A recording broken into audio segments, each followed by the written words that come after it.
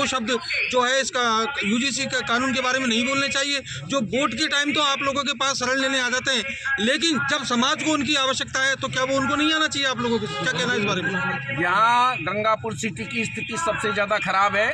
यहाँ के नेता सिर्फ मतलब वोट मांगने आते हैं और उनको उस स्थिति का जायजा हम आपकी दफे करा देंगे कि यहाँ हमारे दरवाजे पे वोट मांगने आ मत जाना। उन्होंने जिस तरीके से मतलब है जो इस कानून का विरोध नहीं किया है और जिस प्रकार से सत्ता में बैठकर और अगर हमारा वहाँ पर समर्थन नहीं करते हैं तो हम उनको हमारे दरवाजे पे भटकने नहीं देंगे। क्या अपील करना चाहोगे आप जो बीजेपी के कांग्रेस के जो भी बड़े नेता, चाहे कांग्रेसी हो चाहे बीजेपी में हो, सवर्ण समाज का एक भी व्यक्ति जो भी कोई सुन रहा है, जो भी कोई हमारे साथ है वो हमारा है। और अगर वो किसी भी प्रकार का किसी सत्ता के साथ में रहता है या उसका इनका साथ देता है नेताओं का, तो वो हमारा विरोधी है। 2018 में मोदी सरकार के साथ में एमपी में क्या हुआ था उसको मोदी याद कर ले अच्छे ढंग से। सरकार पलट गई थी, मुंह बेकार दिया था इन लोगों ने ऐसे ही छोटे मोटे मुद्दों पर।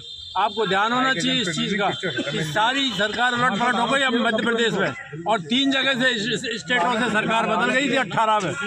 तो ये नहीं भूले कि यहाँ ये समाज में कोई ताकत नहीं है, पूरी तरह से शांत समाज है। तो इसका मतलब ये नहीं है 2027 में यूपी में चुनाव आ रहे हैं, हम पुरजोर बीजेपी का विरोध करेंगे और ज़्यादा से ज़्यादा हम विरोध करेंगे। हम बीजेपी को नहीं आने देंगे, बीजेपी को धरती पर आना ही पड़ेगा। अभी तो फिलहाल नेक्स्ट टाइम में नगर परिषद के चुनाव आए इसमें पूरा विरोध करेंगे। उससे पहले हम वो प्रयास करेंगे कि बीजेपी कहीं से भी नहीं आए।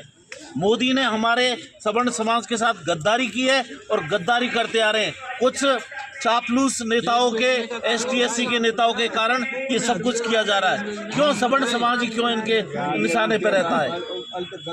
क्या हम अपने बच्चों को जहर दे दें? यदि ऐसा है तो मोदी जी से हमें अनुरोध है, राष्ट्रपति जी से अनुरोध है कि हमारे बच्चों को जहर का इंजेक्शन दिलवा दे ताकि वो आगे पढ़ ही नहीं पाए। जहाँ तक बीजेपी का सवाल है, बीजेपी हमेशा स्वर्ण समाज के साथ में रही है और स्वर्ण समाज ने भी बीजेपी के बराबर साथ दिया है। हमने रूप में रैली निकाल रहे हैं और अगर सरकार ने इस कानून को वापस नहीं लिया तो ये गंगापुर सिटी से बहुत बड़े आंदोलन का रूप लेगा। आंदोलन का रूप ये गंगापुर शहर में नहीं, मतलब पूरे भारत में ये एक बहुत ज़्यादा विरोध के रूप में उभरा है। सरकार को ये सब लोगों की भावनाओं को देखते हुए जो काला कानून है इसको वापस लेना चाहिए। और इस मामले में स्वर्ण समाज के जितने भी सब समाज है वो इस काले कानून को वापस लेने में एक साथ है।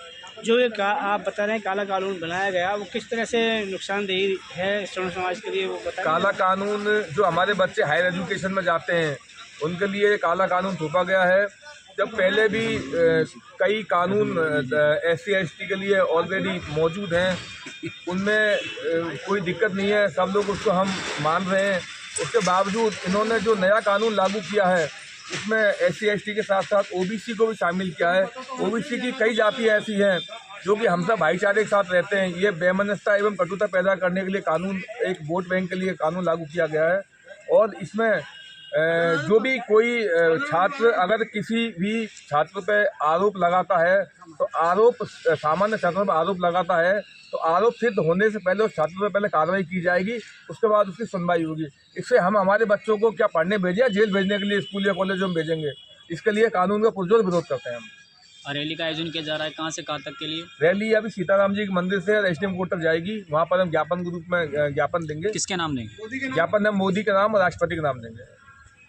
जो एक्ट लागू किया इसमें एक सबसे बड़ी दुविधा ये है, कोई भी आरोप लगाने वाला अगर गलत आरोप भी लगाता है और वो आरोप उस छात्र पे गलत साबित होता है तो उससे कोई कार्रवाई नहीं है।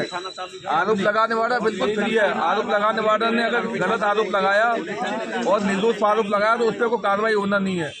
मतलब इसमें डायरेक्ट उनके कहने के बाद ही वो आरोपित हो गया अपने आप में, तो बिल्कुल सरासर है, गलत है। आपका कहने के मतलब ये थे, उनके मुंह से एक शब्द नहीं निकला इस बारे में।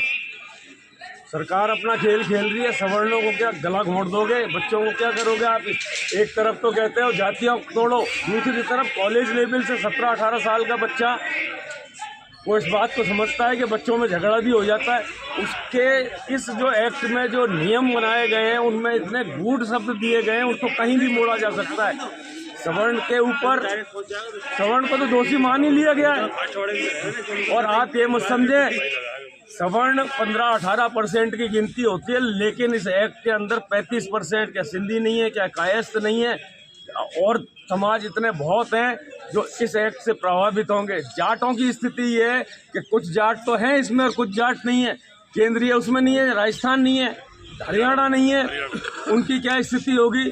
मोमडन्स भी हैं इसमें, जाट भी हैं इसमें, अन्य समाज भी हैं इसमें। सीधी सी बात थी, जब संविधान हमारा सबको ये कहता है कि न्याय दीजिए, तो जनरल को आपने तो दोषी सीधा ही मान लिया, वो शिकायत भी नहीं कर सकता।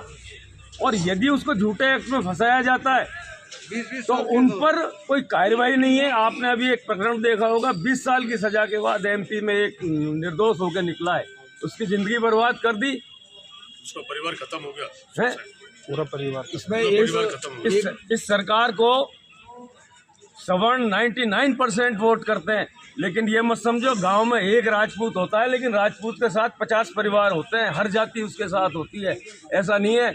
इस मोदी को हम लाना जानते हैं तो इनको इनकी अकल ठिकाने भी लगाना जानते हैं हम। यदि इस एक्ट को वापस नहीं लिया गया तो बहुत बड़ा आंदोलन इस देश में होगा, ये तय है।